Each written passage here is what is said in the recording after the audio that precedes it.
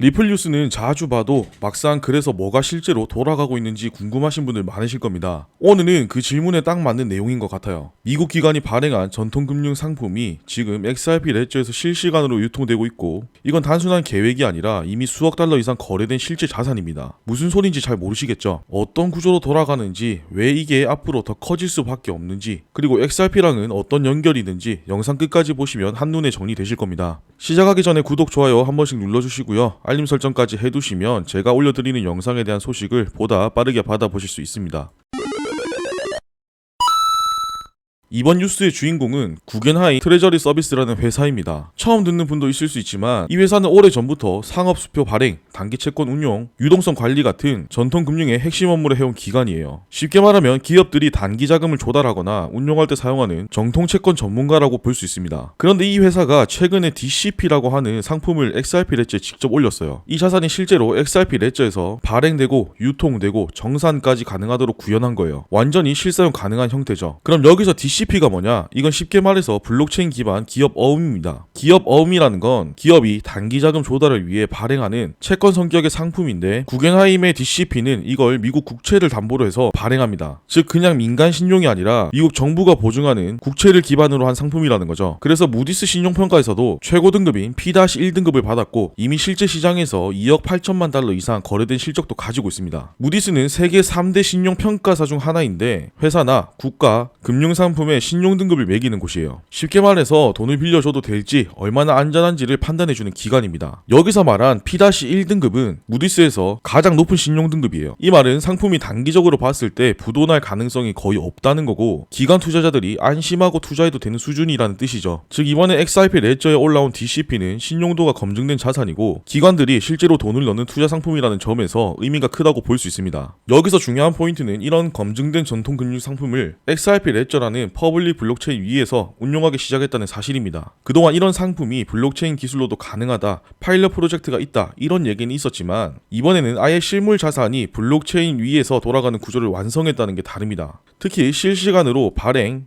유통, 정산이 가능하다는 건 중간에 별도 관리 기관이나 브로커 없이도 온체인상에서 바로 거래와 결제가 이루어진다는 구조라는 거죠. 즉 전통금융 자산이 블록체인의 인프라 위에서 완전히 돌아가는 단계까지 진입한 겁니다. 이 구조에서 쓰인 플랫폼은 제코노미라는 곳인데, 여기서 XRP 레저와 연결되는 사용자 인터페이스, 발행 시스템들을 구축했고, 리플과의 파트너십을 통해 정산까지 XRP 레저 기반으로 처리할 수 있도록 연동한 형태입니다. 결론적으로 이미 시장에서 거래되던 전통금융 상품이 퍼블릭 체인인 XRP 레저 위에 올라왔고, 그 위에서 실질적인 거래와 운용이 가능해졌다는 게 핵심인 거죠. 이건 기존의 블록체인으로도 금융을 할 수 있다는 추상적인 가능성이 아니라 이제부터는 실제로 돌아가기 시작했다는 현실적인 사례로 보는 게 맞습니다. 이번 뉴스가 단순해 보이지만 시장 입장에서 보면 꽤 큰 의미를 갖습니다. 왜냐면 지금까지는 블록체인과 전통금융 사이에 뚜렷한 경계가 있었기 때문이에요. 그동안 암호화폐 업계에서는 블록체인 위에 실물 자산을 올릴 수 있다, 언젠가는 전통금융 시스템도 블록체인을 쓸 것이다, 이런 얘기가 계속 나왔습니다. 하지만 실제로 그렇게 운용되고 있는 사례는 거의 없었죠. 대부분은 테스트만 해본다던가 혹은 일부 제한된 네트워크에서만 돌아가는 형태였는데, 지금 구겐하임의 TCP는 그 경계를 넘어선 첫 사례 중 하나입니다. 그리고 더 중요한 건 이게 퍼블릭 블록체인인 XRP 레저에서 실시간으로 돌아가고 있다는 사실이죠. 보통 대형 기관들이 블록체인을 활용할 땐 대부분 프라이빗 블록체인을 씁니다. 즉 자기들끼리 폐쇄된 네트워크에서만 사용하는 형태였죠. 이건 결국 투명성이나 탈중앙성하고는 거리가 먼 구조였습니다. 근데 이번엔 누구나 접근 가능한 퍼블릭 블록체인인 XRP 레저에서 실제 기관들이 쓰는 자산이 돌아가고 있다는 점에서 완전히 다른 거예요. 여기서 중요한 건 두 가지입니다. 첫째, 실사용 기반이라는 점. 이건 그냥 블록체인에 등록만 한 게 아니라 기관들이 실제로 투자하고 그 자산이 블록체인에서 실시간으로 유통되고 정산까지 이루어지는 구조입니다. 즉 이제는 어떤 가능성에 대한 얘기가 아니라 블록체인이 진짜로 자산 운용의 인프라로 사용되기 시작했다는 겁니다. 둘째, 블록체인의 역할이 결제 기술에서 금융 인프라로 확장됐다는 거죠. 예전엔 블록체인이 빠른 송금, 저렴한 수수료 이 정도로만 평가받았던 건 다들 아실 겁니다. 근데 지금은 다르죠. 실물 자산을 담는 컨테이너가 됐고, 그 자산을 운용하고 정산까지 처리하는 백엔드 시스템 역할을 하게 된 겁니다. 그리고 그 무대가 바로 XRP 레저예요. XRP 레저는 이제 단순한 거래 네트워크가 아니라 전통금융 자산을 실시간으로 운영할 수 있는 제대로 된 플랫폼으로 쓰이고 있다는 겁니다. 추가로 중요하게 봐야 하는 포인트는 이걸 누가 연결했는가인데, 이 구조는 제코노미라는 플랫폼이 중간에 인터페이스 역할을 하고, 그 뒤에는 리플이 연결 구조를 직접 설계하고 설계하고 구축한 파트예요. 이제는 리플이 기관이 쓸 수 있도록 실제 운용 환경을 만들어주고 있다는 얘기입니다. 이번에 올라온 디지털 기업 어음은 달러 기반 상품입니다. 투자나 유통 과정에서 XRP가 직접 거래되는 구조는 아니에요. 그래서 XRP 가격이 당장 움직일 일은 없고 XRP를 산다고 해서 이 상품을 바로 다룰 수 있는 것도 아닙니다. 근데 여기서 중요한 건 이 자산이 올라간 플랫폼이 제가 어디라고 했죠? 바로 XRP 레저죠. 퍼블릭 블록체인인 XRP 레저는 모든 거래를 처리할 때 기본 수수료로 XRP를 사용합니다. 아주 소량이긴 하지만 트랜잭션이 발생할 때마다 필수적으로 XRP가 소비되는 구조예요. 그 말이 뭐겠어요? 이 시스템이 실제로 많이 쓰이게 되면 거래량이 늘고 네트워크 사용이 많아질수록 XRP 사용량도 자연스럽게 따라오겠죠. 또 하나 봐야 할 부분은 XRP 레저가 기관용 인프라로 채택되고 있다는 겁니다. 그동안 XRP 레저는 암호화폐 커뮤니티 안에서만 쓰이는 네트워크라는 이미지가 강했는데 지금은 상황이 달라요. 일본 정부가 지원하는 스타트업 프로그램에서도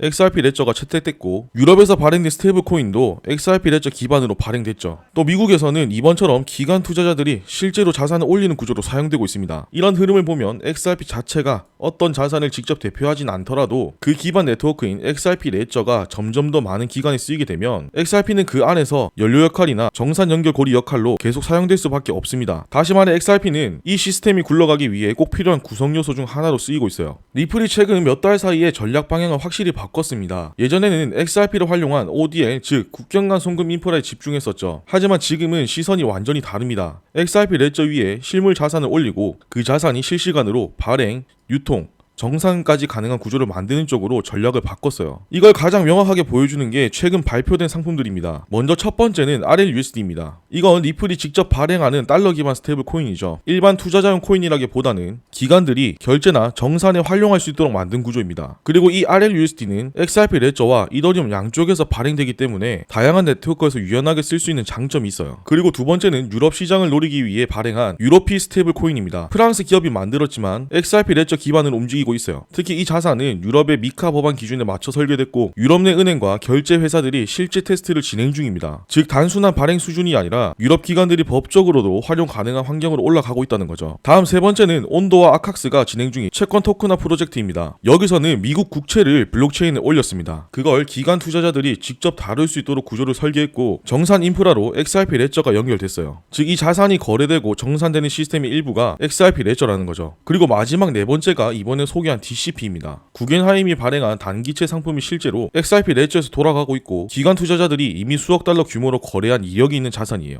이런 흐름들을 보면 리플이 전략을 바꿨다는 게 느껴지시죠? 예전처럼 송금 하나만 보는 게 아니라 전통 자산을 블록체인 위에서 운영하고 그 전체 과정을 실시간으로 처리할 수 있는 금융 네트워크를 만들고 있는 겁니다. 그 네트워크가 XRP 레저고 거기서 XRP는 그 시스템을 움직이게 하는 연료로 계속 쓰이는 거예요. 이번 DCP 사례는 시작일 뿐입니다. 지금 이 구조는 적용 범위를 넓히기만 하면 되는 단계에 들어섰습니다. 그리고 앞으로 이어질 수 있는 시나리오는 크게 세 가지 방향에서 정리해볼 수 있을 것 같아요. 지금은 미국 기관 중심으로 운영되고 있지만 이 구조는 그대로 유럽이나 중동 같은 다른 지역으로 확대될 수 있습니다. 특히 유럽은 미카 법안이 본격적으로 시행되면서 토큰화된 자산이 합법적으로 운영될 수 있는 환경이 마련되고 있죠. 구겐하임 같은 기관이 유럽 쪽 자회사를 통해 유로피와 연결된 채권 상품을 만들거나 리플이 확보해둔 유럽 파트너들과 연동해서 구조를 확장하는 그림도 충분히 예상 가능합니다. 중동도 마찬가지입니다. 아부다비나 바레인 쪽에서는 이미 토큰화 자산 테스트를 시작했고 XRP 레저에 관심을 보이는 기관도 계속 늘어나고 있어요. 지금 이 자산은 단순히 발행하고 유통하는 데서 그치지 않고 이걸 담보로 쓰는 구조까지 만들었습니다. 예를 들어 DCP를 담보로 삼고 거기서 RLUSD 같은 스테이블 코인을 발행하거나 디파이 상에서 대출, 파생 상품 포지션, 수익률 연계 상품을 만들 수 있는 구조까지 연결될 가능성이 있습니다. 이렇게 되면 단순히 자산이 움직이는 게 아니라 자산을 중심으로 한 금융활동 전체가 블록체인 위에서 돌아가는 그림이 만들어지겠죠. 가장 핵심적인 그림은 이겁니다. 리플이 발행한 RLUSD 코인과 DCP 같은 전통 자산이 하나의 온체인 네트워크 안에서 서로 연결시키는 거예요. 그렇게 되면 기관이 RLUSD로 결제하고 결제받은 쪽은 그걸 담보로 DCP를 발행하거나 DCP를 다시 정산해서 RLUSD로 환전하는 구조까지 모두 실시간으로 블록체인에서 처리할 수 있게 됩니다. 그럼 여기서 XRP는 중간에서 모든 트랜잭션을 연결해주는 수수료 역할, 네트워크 작동을 유지시키는 연료 역할, 그리고 각 자산 간 정산 통로 역할을 하겠죠. 이 구조가 실현되면 기관들이 실제 사용하는 금융 네트워크의 구성 요소로 자리 잡게 됩니다. 이번 뉴스는 실제로 거래되고 평가받고 수십억 단위로 운용했던 전통 금융 자산이 이제 퍼블릭 블록체인에서 실시간으로 돌아가고 있다는 게 핵심입니다. 그 블록체인이 XRP 레저고 그 정산 시스템을 실제로 만든 주체가 리플이죠. 그동안 블록체인과 전통금융은 서로 완전히 다른 영역처럼 여겨졌습니다. 하지만 이제는 실제 자산이 블록체인 위에 올라오고 있고 금융기관들이 이 구조 안에서 운용을 시작하고 있습니다. 다른 것보다 이 네트워크를 누가 쓰고 있는지, 어떤 자산이 올라오고 있는지 이걸 먼저 체크해야 해요. 리플은 이제 단순한 송금 기업이 아닙니다. 지금은 자산 발행부터 정산 그리고 담보 활용까지 이어지는 전체 금융 네트워크 구조를 구축하고 있는 단계에 들어섰어요. 그리고 그 기반이 XRP 레저입니다. 앞으로 이런 사용 사례가 하나씩 더 붙기 시작하면 XRP는 블록체인 기반 금융 인프라의 핵심 파트로 평가받게 될 겁니다. 지금 시점에서 중요한 건 속도보다 방향입니다. 어떤 구조가 실제로 작동하고 있는지, 어떤 네트워크 위에서 돈이 움직이고 있는지 이걸 계속 확인하면서 가야 해요. 이번 영상은 여기까지고요. 유익하셨다면 잊지 말고 구독, 좋아요, 알림 설정 눌러주시고 저는 다음 영상에서 또 알찬 내용 준비해서 돌아오도록 하겠습니다. 감사합니다.